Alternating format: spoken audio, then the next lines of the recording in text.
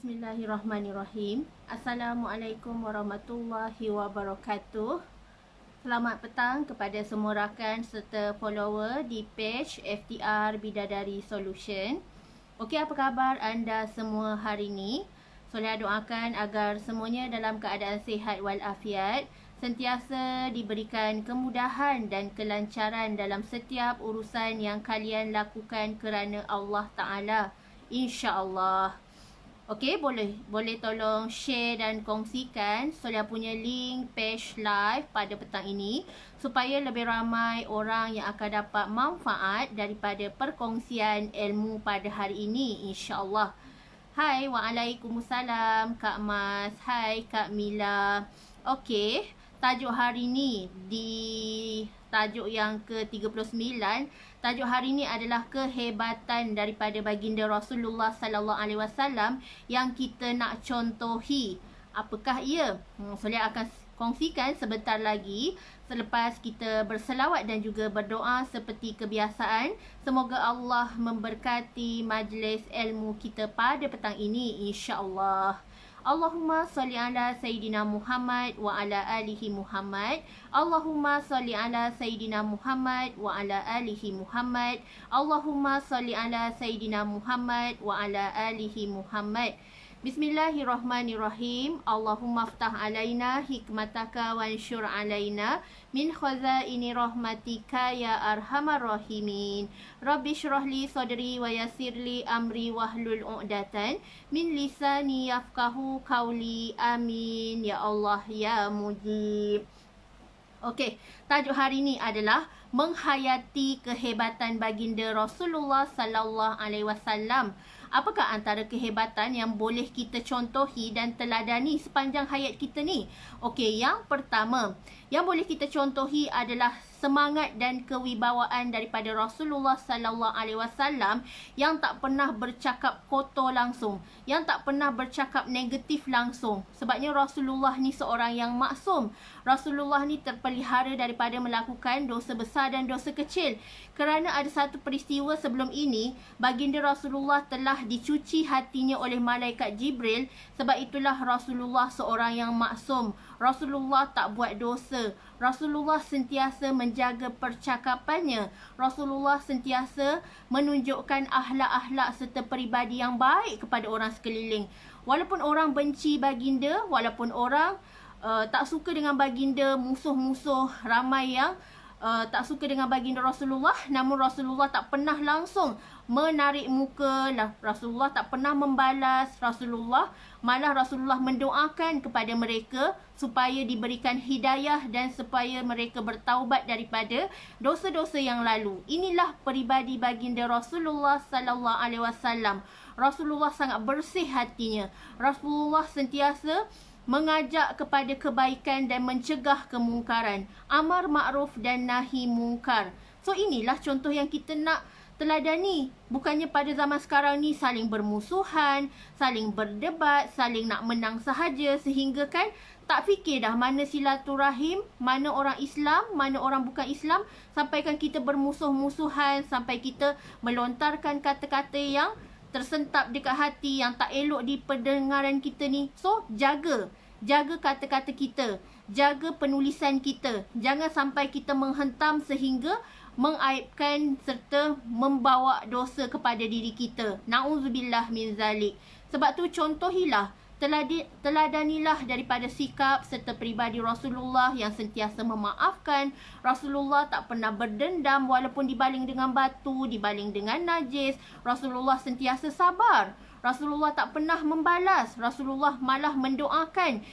Ibaratnya kata-kata, kalau orang baling batu dekat kita, kita balas dia dengan memberikan bunga yang cantik. Kita balas dia dengan memberikan buah yang masak ranum. Itulah ciri-ciri Islam yang sejati. Islam yang sentiasa mementingkan silaturahim. Islam yang sentiasa menegakkan agama Islam sendiri. So, inilah antara peribadi dan kewibawaan daripada baginda Rasulullah sallallahu alaihi wasallam, dan inilah kehebatan Rasulullah yang sentiasa mempunyai hati yang tulus ikhlas, yang mempunyai hati yang sangat-sangat bersih, tak ada dosa. Dan Rasulullah memang of course termasuk daripada kalangan ahli syurga di hari akhirat kelak, insya-Allah. Okey, yang kedua, menghayati daripada kehebatan Rasulullah sallallahu alaihi wasallam adalah Rasulullah ni baginda seorang yang walk the talk. Rasulullah ni seorang yang jujur, seorang yang menyampaikan kebenaran, al-amin, benar. Rasulullah tak pernah menipu. Rasulullah, apa yang Rasulullah suruh tu, itulah Rasulullah buat dulu. Rasulullah adalah leader dan contoh pemimpin yang hebat kepada sahabat-sahabat, kepada golongan sahabat. Dan Rasulullah sendiri merupakan ketua yang sangat-sangat dikagumi oleh sahabat. Ramai sahabat yang tiru basi daripada kewibawaan, kepimpinan Rasulullah sallallahu alaihi wasallam yang sentiasa jujur berkata-kata, bercakap benar, tak pernah berbohong, tak pernah menipu, malah mengatakan sesuatu yang baik-baik sahaja. Dan sesuatu yang keluar daripada mulut Rasulullah adalah sesuatu yang jujur, sesuatu yang tulus daripada hati baginda Rasulullah sallallahu alaihi wasallam. So inilah peribadi Rasulullah yang patut kita contohi. Rasulullah cakapnya adalah serupa bikin, walk the talk. Bukannya kita macam kita sekarang ni, kita dah janji, contoh kita mungkiri. Kita cakap meeting ni pukul 2 petang. Tetapi kita masuk meeting pukul 3 petang. Dah kita tak tepati janji. So macam mana kita nak menjadi seperti Rasulullah? Rasulullah yang sentiasa walk the talk. Kalau cakap pukul 2, 1.45 kita dah terpacak di meja meeting. Bukannya lagi kita lewat datang. Sebenarnya itulah peribadi serta akhlak diri kita yang tak menepati masa, yang tak menepati janji. So dah jatuh kepada sikap orang munafik. Hati-hati. Sikap orang munafik ni sangat-sangat berbahaya kepada kita semua umat Islam. Kalau kita tak pasti, kita tak boleh berjanji. Kita tunaikan apa yang kita kata, keluarkan, dan kita tunaikan, jangan mungkiri janji kepada sesiapa sahaja orang di sekeliling kita. Cuba hargai masa. Cuba jaga masa supaya kita tak merugikan ramai orang, insya-Allah. Okey, yang ketiga, menghayati daripada kehebatan Rasulullah sallallahu alaihi wasallam. Yang ketiga adalah Rasulullah sentiasa menahan marah dan juga seorang yang sabar. Rasulullah seorang yang sangat-sangat sabar. Orang buat jahat dengan baginda, sehinggakan pakciknya Abu Jahal, Abu Lahab sendiri sangat membenci Rasulullah, nak bunuh Rasulullah. Tetapi Rasulullah sabar.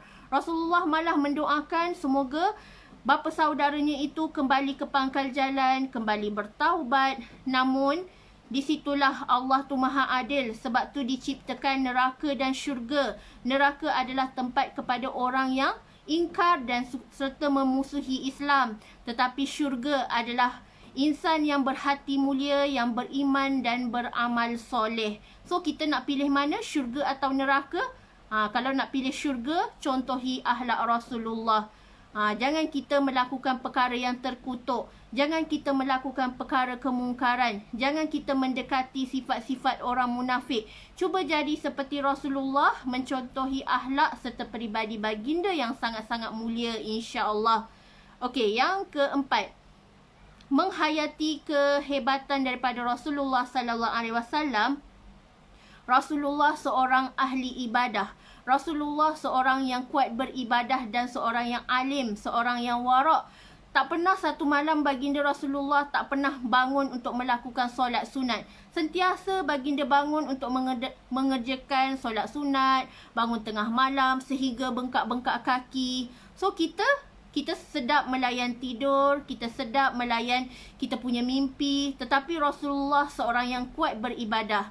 Sehinggakan kaki baginda bengkak pun baginda tetap meneruskan solatnya sehinggakan dia merasakan semoga Allah ampunkan dosa dia, dan dia sentiasa berusaha untuk menjadi seorang yang betul-betul dekat dengan Allah. Sebab tu Rasulullah sentiasa jaga solat dia, walaupun hanya solat di pelepah pokok tamar. Tetapi Rasulullah sentiasa gigih dan sentiasa menunjukkan bahawa dirinya itu sangat-sangat committed dan fokus dalam ibadahnya. Sebab tu kalau kita nak orang nak berjaya dalam hidup ni, dia kena jaga solat dia. Dia kena selalu solat awal waktu.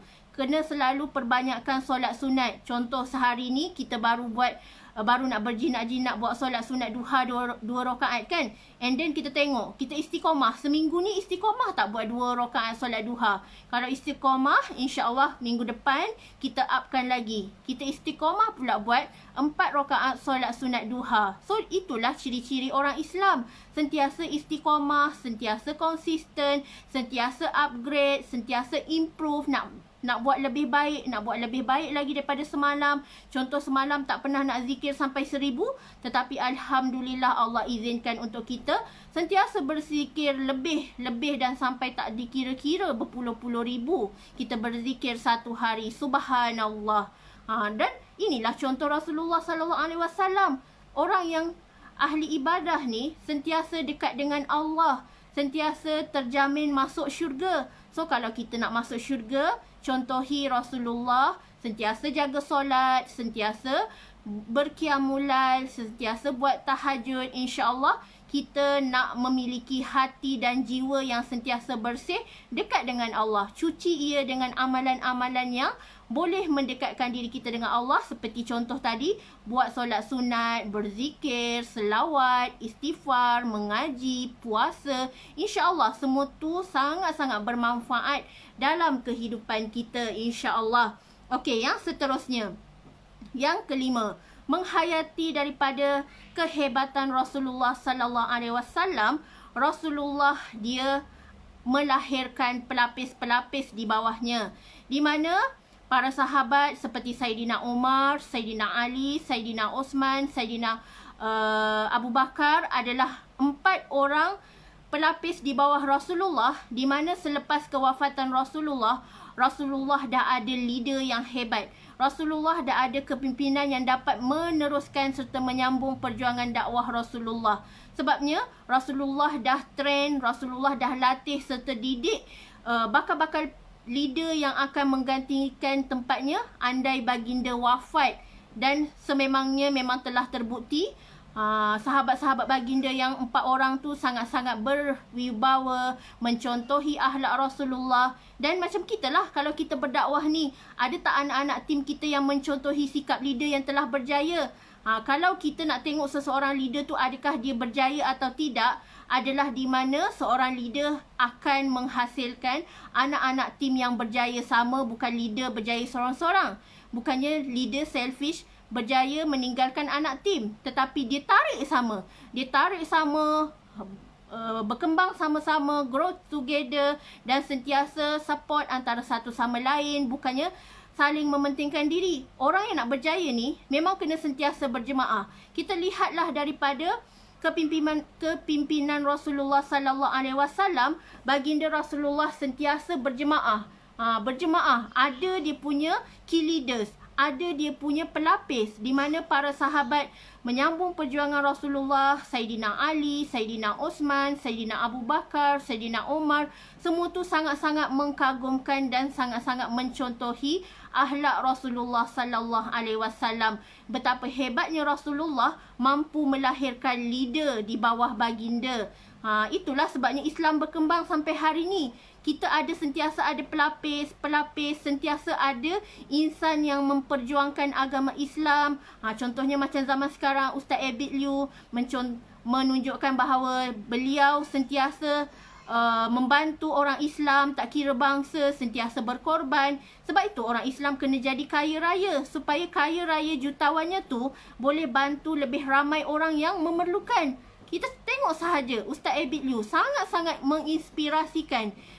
Beliau sangat kaya dan beliau tak pernah menggunakan kekayaannya untuk kepentingan diri, tetapi disebarkan, dikongsi rezeki bersama orang-orang susah. Dia cari di pelosok seluruh dunia, di seluruh negara ni, nak bantu, nak betul-betul membantu orang yang betul-betul susah ni.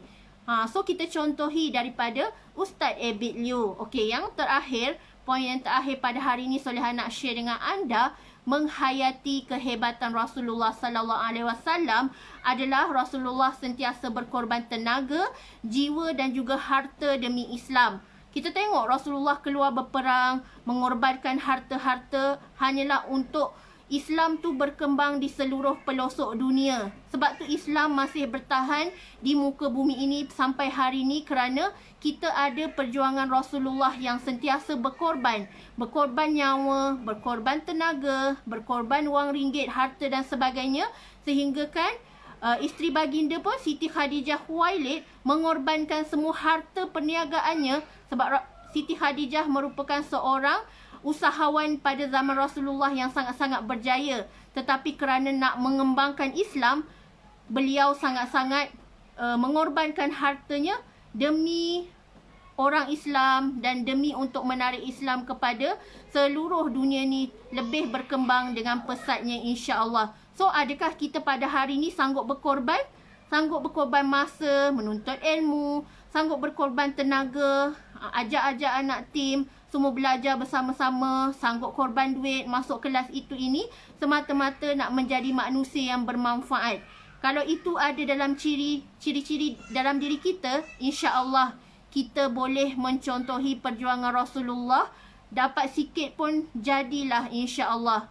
Supaya kita sentiasa hidupkan sunnah Rasulullah, kita sentiasa memperjuangkan Islam di muka bumi ini dan ada sahamnya di hari akhirat kelak. Jangan kita putus asa. Walaupun sedikit kita punya jasa pada Islam, insya-Allah andai niat kita ni tak disalah ertikan, andai niat kita ni betul-betul nak bantu Islam, insya-Allah ada balasan pahala dan saham serta tiket untuk kita masuk ke syurga, insya-Allah. So, jangan putus asa.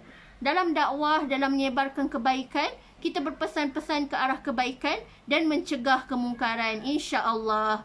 Okey, sama-samalah kita berdakwah lillahi ta'ala. Sampaikanlah walau hanya sepotong ayat. InsyaAllah itu juga adalah sesuatu yang bermanfaat. Dan itu juga adalah dakwah. Dakwah pada diri, dakwah kepada kawan-kawan, dakwah kepada family, dakwah kepada anak-anak, dakwah kepada bangsa, negara dan juga Islam khususnya, insyaAllah.